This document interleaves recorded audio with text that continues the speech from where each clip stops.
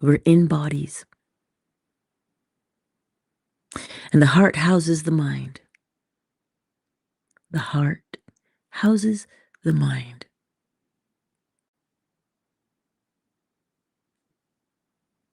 That's something we learn in TCM, traditional Chinese medicine.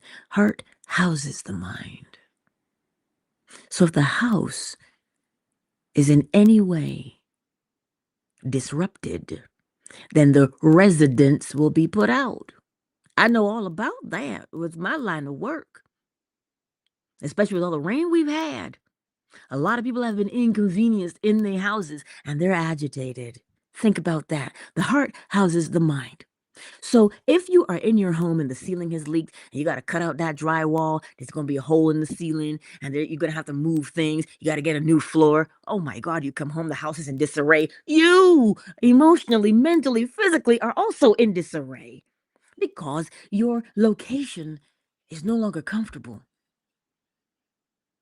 So the heart has to be comfortable in order for the mind, not brain, mind, consciousness, the person who is living in it, to be expressed properly. So when you hear that the heart houses the mind, the condition of the heart matters. Is it troubled? The first thing in scripture it tells you, let not your heart be troubled. Because if the heart is troubled, so too is the mind. Not brain, mind. The person living inside the body is troubled when the heart is troubled. So that tells you you've got to put your heart at ease.